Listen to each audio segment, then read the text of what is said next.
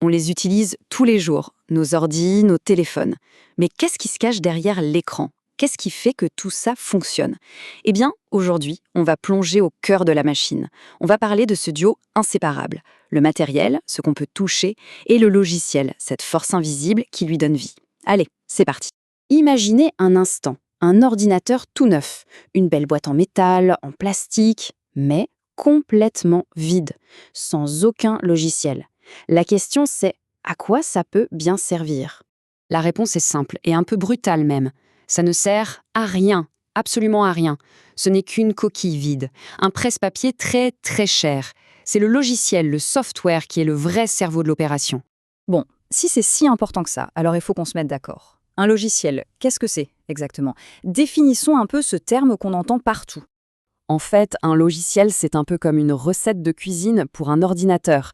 C'est une série d'instructions qui lui dit, étape par étape, ce qu'il doit faire. C'est la partie complètement invisible, l'esprit dans la machine si on veut. On ne peut pas le toucher, mais c'est ça qui transforme un bout de métal en un outil capable de faire des choses incroyables. Alors, pour y voir plus clair, il faut savoir qu'il y a deux très grandes familles de logiciels. D'un côté, on a les logiciels système, pensez-y comme les fondations de la maison.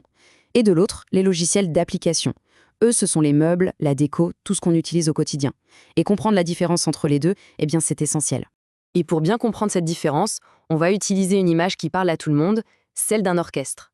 Imaginez que l'ordinateur, c'est un orchestre symphonique. Il y a un chef d'orchestre qui dirige tout, et des musiciens, chacun avec son instrument.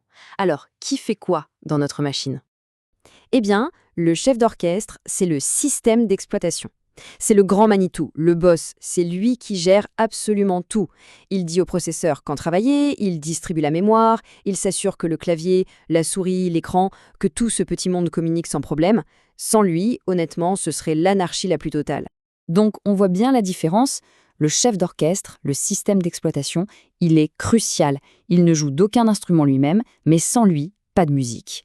Les musiciens, ce sont nos applications. Le traitement de texte, le navigateur Internet, le jeu, chacun une partition bien précise. Et bien sûr, un musicien tout seul sans chef d'orchestre ne peut pas faire grand-chose.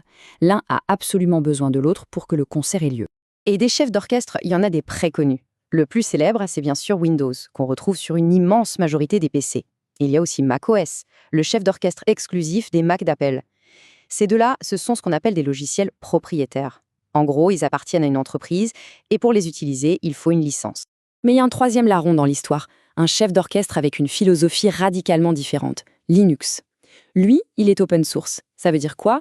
Ça veut dire que sa partition, son code, est ouverte à tous. Tout le monde peut la lire, la modifier, l'améliorer. C'est une approche basée sur la communauté, sur le partage. Et en plus, il est gratuit. Ok, on a parlé du chef d'orchestre. Maintenant, passons aux musiciens. Les applications. Ce sont tous ces programmes qu'on lance pour faire quelque chose de concret, de spécifique. Et ces musiciens-là, on les côtoie tous les jours, c'est certain. Quand on écrit un rapport sur Word, quand on fait un budget sur Excel, quand on prépare une présentation, quand on regarde un film avec VLC ou qu'on passe un appel sur Teams, à chaque fois, on utilise une application, un outil spécialisé pour une mission précise. Bon, on a vu qu'il y a des systèmes d'exploitation, des applications, mais une question se pose. Est-ce que tout ça est payant? Gratuit? La réponse, en fait, est un peu plus complexe que ça. Ce n'est pas juste une histoire d'argent. Le modèle le plus classique, c'est le logiciel propriétaire. C'est simple. Une entreprise crée un logiciel, et pour l'utiliser, on doit acheter une licence. Mais la recette de fabrication, le fameux code source, ça reste leur secret industriel. Impossible d'y jeter un œil. Et attention au piège, gratuit ne veut pas dire libre. Il y a ce qu'on appelle les freewares, ou gratuiciels. On peut les utiliser sans payer, oui, mais c'est tout. Le code reste secret, on ne peut rien modifier. C'est un cadeau, mais avec des conditions. Et puis il y a les sharewares, les versions d'essai, qui sont gratuites pour un temps ou avec des fonctions en moins pour nous donner envie de passer à la caisse. Et enfin, on arrive au fameux logiciel libre ou open source. Et là, le mot-clé, c'est liberté. On a la liberté de l'utiliser, bien sûr, mais aussi de le copier, de l'étudier en regardant comment il est fait, de le modifier pour qu'il corresponde mieux à nos besoins, et même de partager nos modifications. C'est vraiment une philosophie de collaboration et de transparence.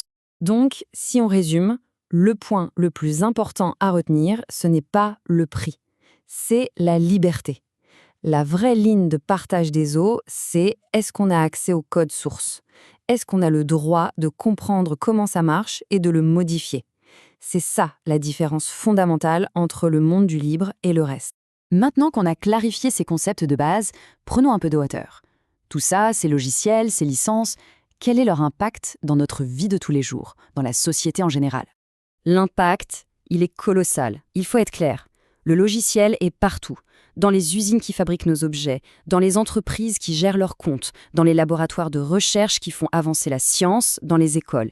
Il n'y a pas un seul secteur qui n'est pas aujourd'hui dépendant des logiciels. C'est vraiment le système nerveux de notre monde moderne. Et tout ça, ça nous amène à une dernière question, une question essentielle pour l'avenir. Plus on dépend de ces outils numériques, plus la question de savoir qui les contrôle devient cruciale. Est-ce qu'on doit se diriger vers un monde de code ouvert, où tout est transparent et collaboratif, ou vers un monde de code fermé, contrôlé par quelques entreprises? C'est un vrai débat de société, et la réponse, c'est elle qui dessinera le futur.